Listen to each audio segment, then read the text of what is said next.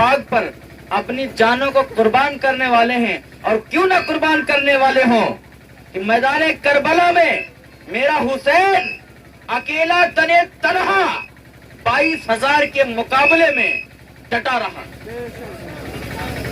اور ایسا ڈٹا کہ آج بھی مذہب اسلام ہرا بھرا نظر آتا ہے. شاعر کہتا ہے کہ بیٹا علی کا کیسے بھلا ہار جائے گا. خاموش نہ رہو, بولتے رہو, کیونکہ جب آپ بولیں گے تو بہت اچھے لگیں گے. اور جب اللہ نے آپ پر کرم فرمایا ہے, آپ غوث کی محفل میں آ گئے ہو, حسین کی محفل میں آ ہی گئے ہو, تو یہاں سے جب اٹھو تو اتنی نیکیاں اکٹھا کر لو. اگر صبح آنکھ نہ کھلی تو انہی نیکیوں کی بدولت اللہ تعالیٰ بخشش و مغفرت فرما دے. تڑپ کے بول دو, یا حسین, یا حسین, یا حسین. بیٹا علی کا کیسے بھلا ہار جائے گا, ہر تیر ہرملا تیرا بیکار جائے گا. بیٹا علی کا کیسے بھلا ہار جائے گا, ہر تیر ہرملا تیرا بیکار جائے گا. اور پیدل چلے گی ساری رعایا یزید کی, نیزے پہ کربلا کا زمیندار جائے گا. پیدل چلے گی ساری رعایا یزید کی, پیدل چلے گی ساری رعایا یزید کی, پیدل چلے گی ساری رعایا یزید کی, نیزے پہ کربلا کا زمیندار جائے گا, نیزے پہ کربلا کا زمیندار جائے گا. اور یہ غوث کی محفل ہے. غوث کی محفل ابھی حضرت کا ایک اور پروگرام دین پروگرام میں ہے, اس میں بھی ان کو شرکت کرنی ہے.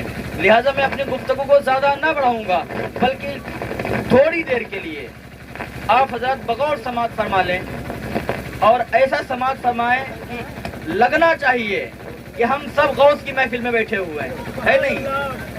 حقیقت بات ہے, حقیقت بات ہے, غوث کی محفل میں بیٹھے ہوئے ہیں. اور غوث اعظم نے ہم پر کرم فرمایا ہے, غوث اعظم نے ہم پر کرم فرمایا کہ غوث اعظم کا لنگر بھی کھایا ہے. سبحان اللہ. اور یہ مقدر کی بات ہے کہ لنگر ہمارے ساتھ ہے, لنگر ہمارے ساتھ, مرغا ہمارے ساتھ, بکرا ہمارے ساتھ. وہ ان کا مقدر ہے کہ کوفہ ان کے ساتھ میں ہے, یہ ان کا مقدر ہے کہ کوفہ ان کے ساتھ میں ہے. ہمارا مقدر ہے کہ ہم یہاں بھی رہیں گے. ارے ماشاء اللہ, سبحان اللہ. عصمت بھائی, ماشاء اللہ, اللہ تعالیٰ ہمارے عصمت بھائی کو سلامت رکھے. انہوں نے, حقیقت بات ہے کہ کسی کے دینے سے کوئی چیز کم نہیں پڑتی, مگر یہ دینے والے کی نیت دیکھی جاتی ہے. یہ ہمارے لیے سر کا تاج ہے, کیونکہ یہ ایسے ویسے پیسے نہیں ہیں, بلکہ سرکار غوث اعظم کی محفل میں ملے ہوئے ہیں. غوث اعظم کا بھی ایک واقعہ بتاؤں گا. غوث اعظم کے در کا کتا, سرکار غوث اعظم کے در کا کتا کتنا پاور رکھتا ہے کہ شیر کو چیڑ پھاڑ ڈالتا ہے. یہ تو گارنٹی ہے, میرے غوث کی محفل میں ملی ہے. حقیقت بات ہے, یہ سر کا تاج ہے. سارے لوگ بولتے یا رسول اللہ. وہ بے مثال ہے. یہ اسد بھائی کی طرف سے میں پیش کر رہا ہوں. وہ بے مثال ہے, اس کی کوئی مثال نہیں. بولو سبحان اللہ. عالم بھائی ایک مرتبہ آپ بولو سبحان اللہ. وہ بے مثال ہے, اس کی کوئی مثال نہیں. اور کٹے ہیں بازو مگر حوصلے نڈھال نہیں. وہ بے مثال ہے, اس کی کوئی. آگے بڑھ آؤ میرے بھائی, آگے بڑھ آؤ اور مزہ آ جائے گا. حقیقت بات ہے, یہ غوث کی محفل ہے, یہ غوث کی محفل ہے. قبر کی آگوش میں جب تھک کے سو جاتی ہے ماں, قبر کی آگوش میں جب تھک کے سو جاتی ہے ماں, تب کہیں تھوڑا سکون لے پاتی ہے ماں. اور پیار کے رشتوں کی یہ گہرائیاں تو دیکھیے, نوجوان ہوتے ہوئے بوڑھی نظر آتی ہے ماں, نوجوان ہوتے ہوئے بوڑھی نظر آتی ہے ماں. میں شعر پیش کر رہا تھا. کٹے ہیں بازو مگر حوصلے نڈھال نہیں. حسین والے, حسین والے, حسین والے لٹاتے ہیں جتنا ایک دن میں, کسی یزیدی خزانے میں اتنا مال نہیں. حسین والے لٹاتے ہیں جتنا ایک دن میں, کسی یزیدی خزانے میں اتنا مال نہیں. ہر ولی خواب پائے غوثنا, مذہب حنفیہ دارم مسلک احمد رضا خدا بھی حرمت ارواح انبیاء مددے پے محمد و محمود و مصطفیٰ مددے برائے پنجتن پاک چاریار نبی و ہما ارواح اولیاء مددے. میرے امام فرماتے ہیں بقاری خوے شیرانم اغثنی یا رسول اللہ. بول دو سبحان اللہ. بقاری خوے شیرانم اغثنی یا رسول اللہ. پریشانم پریشانم اغثنی یا رسول اللہ. شہاب کس نوازی کن طبیبہ چار سازی کن مریض درد عصیانم اغثنی یا رسول اللہ. قبلہ روئے تو یا رسول کعبہ کوئے تو یا رسول.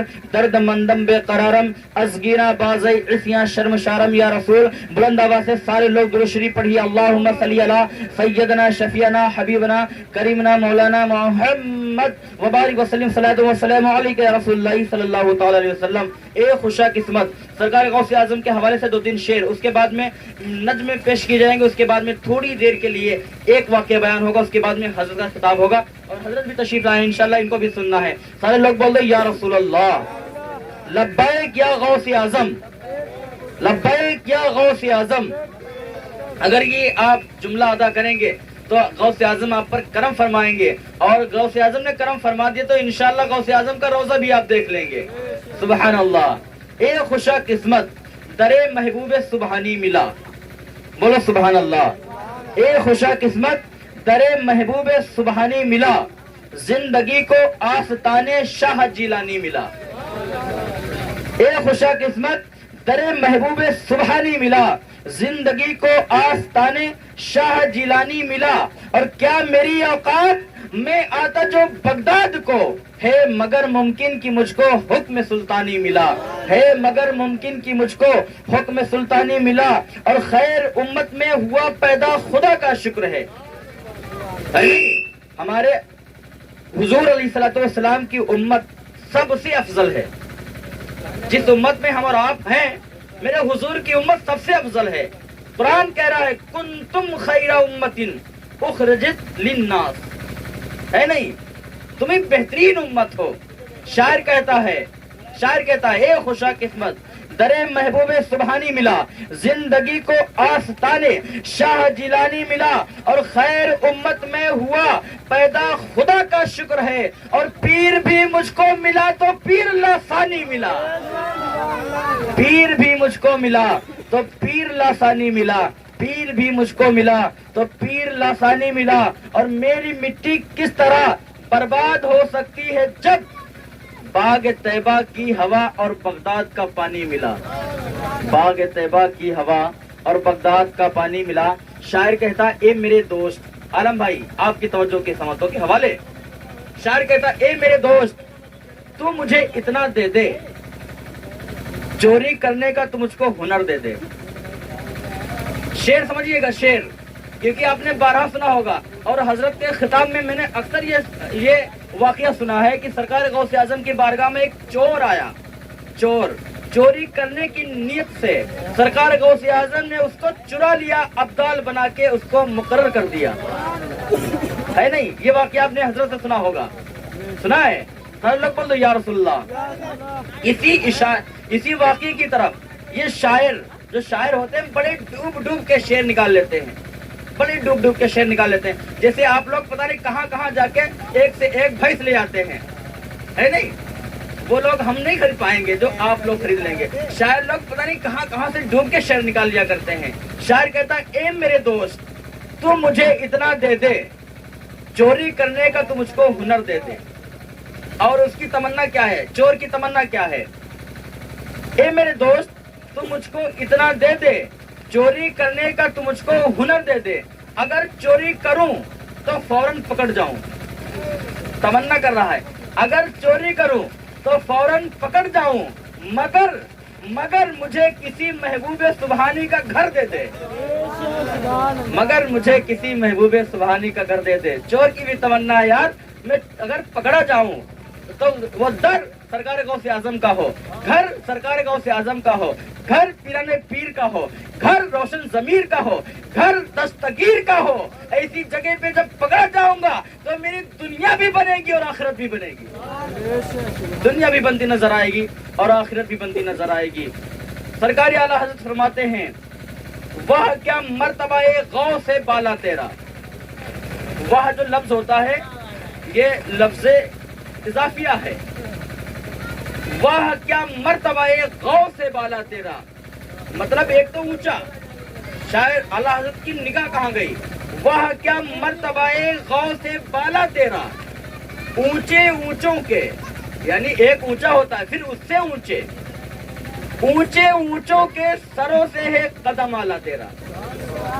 وہ کیا مرتبہ غوث سے بالا تیرا, اونچے اونچوں کے سروں سے ہے قدم آلا تیرا, یعنی جو اونچے تھے ان سے اونچے, اور ان سے اونچے ان کا ہوتا ہے سر, اور سر کا مقام کیا ہوگا, سر کا مقام کیا ہوگا, یا غوث آپ کا جہاں ان کا سر کا مقام ہے وہاں تو آپ کے قدم ہے, جہاں ان کا سر ہے, اونچے اونچوں کے سروں سے ہے قدم آلا تیرا, اور کیا دبے جس پہ حمایت کا ہو پنجہ تیرا.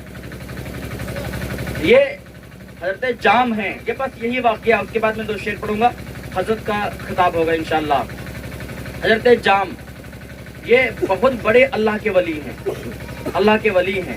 یہ سرکار غوث اعظم کی بارگاہ میں عریضہ پیش کرتے ہیں, عبد القادر جیلانی بغدادی, ہم آپ کے یہاں مہمان ہونا چاہتے ہیں, ہم آپ کے یہاں مہمان ہونا چاہتے ہیں.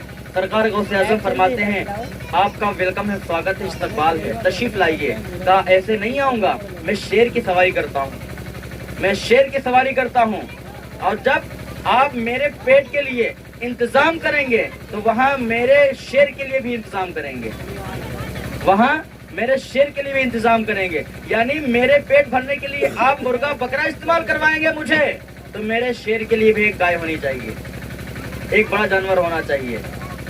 غوث اعظم نے فرمایا قبول ہے, آ جاؤ.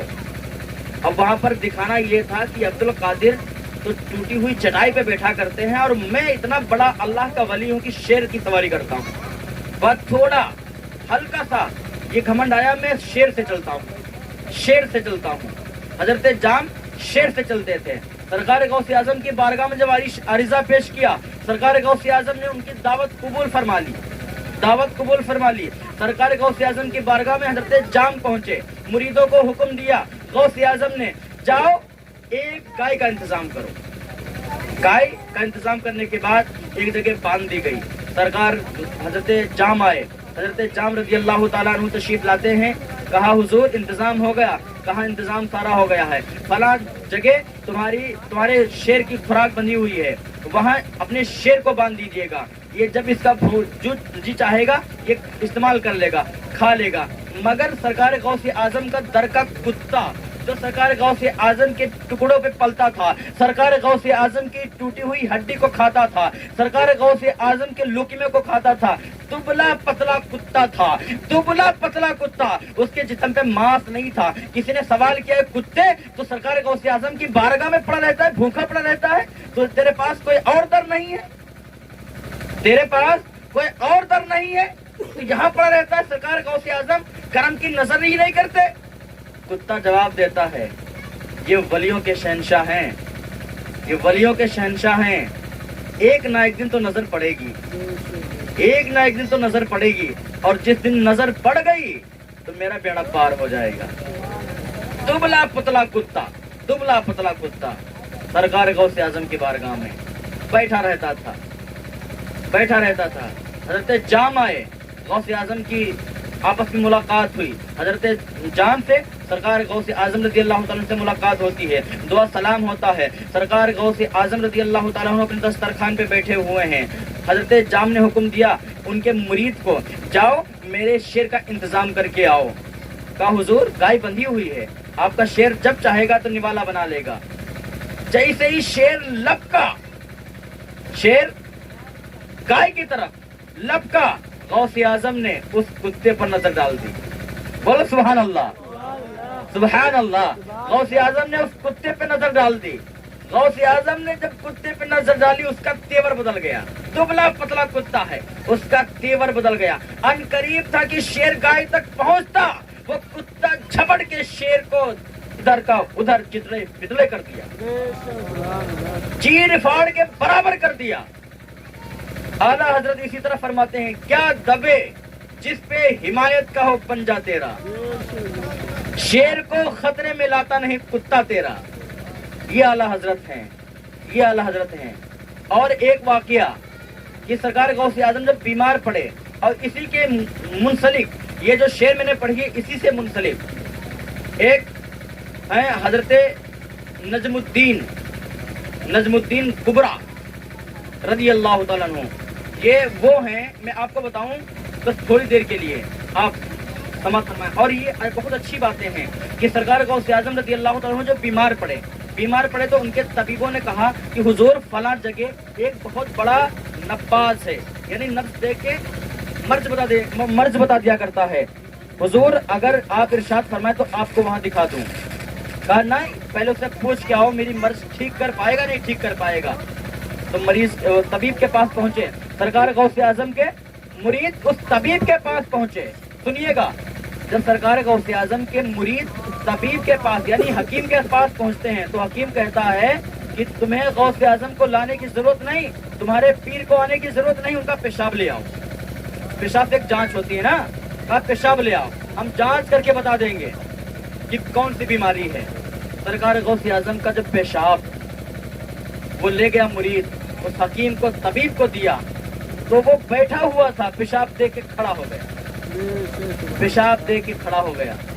बहुत बड़ा वो हकीम था, तबीब था, पूरे जिले में नहीं बल्कि पूरे मुल्क में मशहूर था, इतना बड़ा तबीब था। यार गौसे आजम की भी जांच होगी तो ऐसे ऐसे डॉक्टर पास थोड़ी होगी, है कि नहीं? वो भी तो वलियों के सुल्तान हैं। जब पहुंचा मुरीद रह के पेशाब, फिर शाह को चेक किया तो वो तबीब खड़ा हो गया, हकीम खड़ा हो गया और खड़े होकर कहता है ये तेरे पीर का पेशाब है? कहा ये मेरे पीर का पेशाब है। कहा जब ये इस पेशाब में इतनी ताकत इतनी कुव्वत है तो तेरे पीर में कितनी ताकत होगी? तेरे पीर कहाँ है? कहा मेरे पीर फला जगह है। कहा मुझे ले चल, मुझे ले चल। वो हकीम तबीब जाके सरकार गौसे आजम के हाथों पे मुरीद हो जाता है। यहूदी था, मुसलमान हो जाता है। अब जब देखा कि ये मुसलमान हो गया तो पूरा कुंबा का कुंबा उसके ईमान लाने से पूरा इलाका मुसलमान हो गया। उसी में एक हैं नजमुद्दीन कुबरा। वो सरकार गौसे आजम की बारगाह में जब पहुंचे अपने बच्चे को लेके पहुंचे तो सरकार गौसे आजम की बारगाह में उनको दे दिया। कहा हुजूर ये हमारा बच्चा है, इसका नाम रख दीजिए और इसको अपनी गोद में ले लीजिए। सरकार गौसे आजम उस बच्चे को लेते हैं और कहते हैं नजमुद्दीन ये तेरा बच्चा वक्त का बादशाह होगा, ये तेरा बच्चा वक्त का बादशाह होगा। आज आप देख रहे हैं फिलिस्तीन का हाल क्या है, फिलिस्तीन गाजा का हाल क्या है। आप जो मोबाइल चलाने वाले हैं उनको अच्छी तरीके से पता होगा कि मासूम बच्चे उनकी लाशें ढूंढे नहीं मिल रही हैं। मैंने एक न्यूज में देखा कि डॉक्टर, मुसलमान डॉक्टर जो लोगों का इलाज करता था, जब पूरी गाड़ियों की गाड़ियां आई, लाशें गिराई गई, जब वो ऑपरेशन करने लगा, उन लाशों का देखने लगा तो देखा कि उसका नौजवान हट्टा कट्टा बच्चा भी इसमें मरा पड़ा हुआ। ये हालात हैं फिलिस्तीन के। गौसे आजम फरमाते हैं नजमुद्दीन ये तेरा बेटा वक्त का बादशाह होगा। तारीख गवाह है कि बैतुल मुकद्दस को फतेह करने वाला सलाहुद्दीन अय्यूबी उसी नजमुद्दीन का बेटा है। इनका जब आखिरी वक्त आया, सलाहुद्दीन अय्यूबी का जब आखिरी वक्त आया तो इनका सफेद सालार आया, कहा हुजूर मजा नहीं आ रहा है, हमने इतनी जंगें लड़ी, घोड़ों पे बैठ के पूरे शहर के शहर फतेह कर लिए, बैतुल मुकद्दस पे 22 हमले किए सलाहुद्दीन अय्यूबी ने, तब जाके वो बैतुल मुकद्दस फतेह हुआ। कहा हुजूर मजा नहीं आ रहा है, आज यहाँ बिस्तरे अदालत पर पड़े हुए हैं, काश वो मंजर होता कि घोड़े दौड़ रहे होते, तलवारें चल रही होती, आपकी गर्दन तन से जुदा होती, रब की बारगाह में आपकी कुर्बानी कबूल हो जाया करती। हजरत सुल्तान सलाहुद्दीन अय्यूबी उठ के बैठ जाते हैं, जलाल में जाते हैं, कहते हैं वजीर तू चाहता है कि मेरी गर्दन तलवार से कटे? अरे ये देख, कॉलर हटाया, अपना कॉलर हटाया तो देखा कि सरकार गौसे आजम के पंजों के निशान बने हुए हैं, सरकार गौसे आजम के पंजों के निशान बने हुए हैं। कहा ये मेरी गर्दन पर पीरा ने पीर के पंजों के निशान हैं, قیامت تک اگر میں زندہ رہوں تو مجھے کوئی تلوار کاٹ نہیں سکتی ہے۔ اعلیٰ حضرت فرماتے ہیں کیا دبے جس پہ حمایت کا ہو پنجہ تیرا، شیر کو خطرے میں لاتا نہیں کتا تیرا۔